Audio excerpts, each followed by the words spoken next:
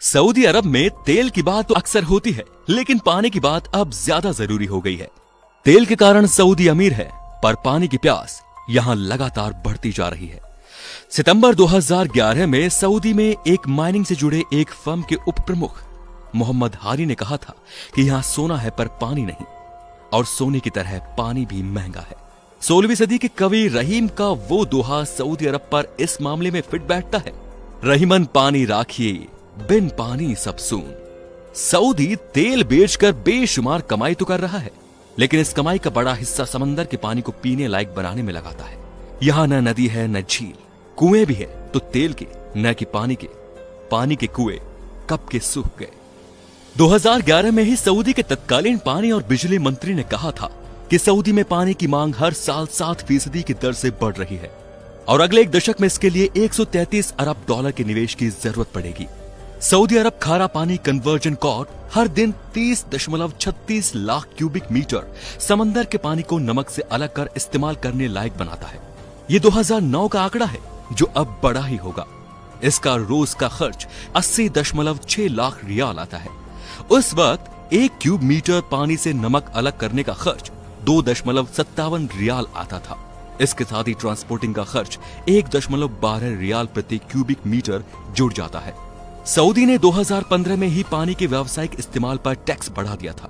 Saudi पानी पर tax इसलिए बढ़ा रहा है ताकि उसका बेहिसाब इस्तेमाल रोका जा सके।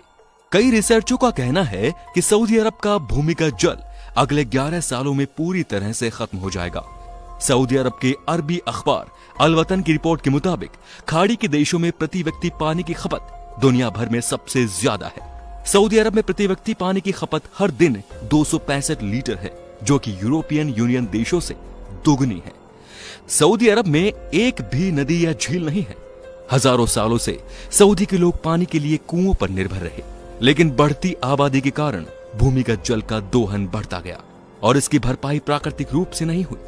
धीरे धीरे कुओं की गहराई बढ़ती गई और वो वक्त भी आ गया जब सारे कुएं सूख गए। सऊदी में हर साल दिसंबर जनवरी में तूफान के साथ बारिश आती है, लेकिन ये 1 या 2 दिन ही होती है। सऊदी में मीठे पानी की विकराल समस्या है। सबसे पहले सऊदी में भूमिगत जल का इस्तेमाल किया गया, लेकिन ये नाकामी साबित हुई।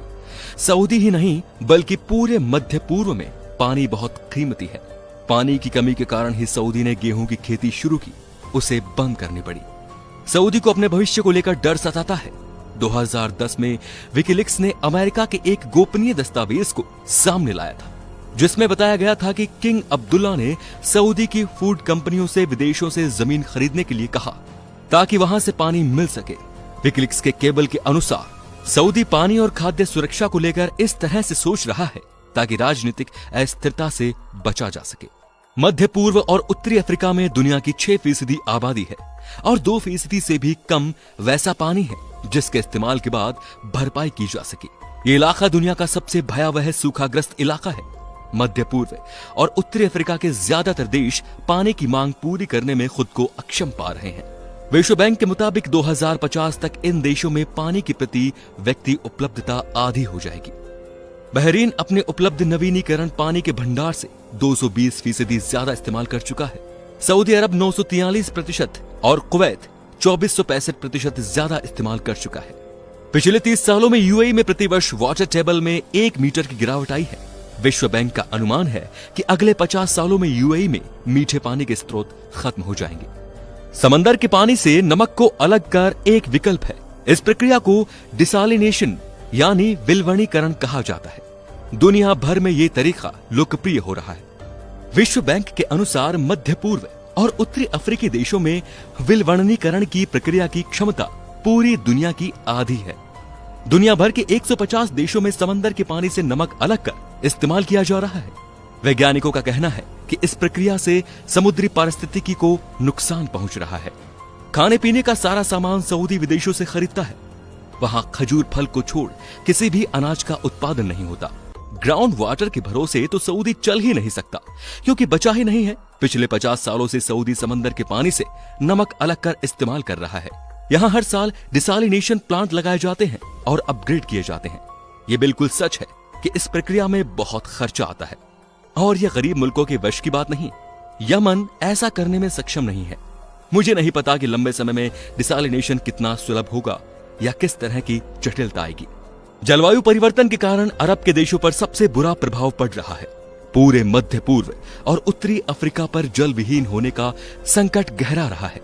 संभव है कि इंसान पेट्रोल के बिना जिंदा रह लेंगे, पानी के बिना तो मनुष्य अपना अस्तित्व भी नहीं देख सकते। और सऊदी अरब इस बात को बखूबी समझता है। सऊदी ने अपनी जमीन पर गेहूं उगाने की कोशिश की, लेकिन बहुत महंगा पड़ा था।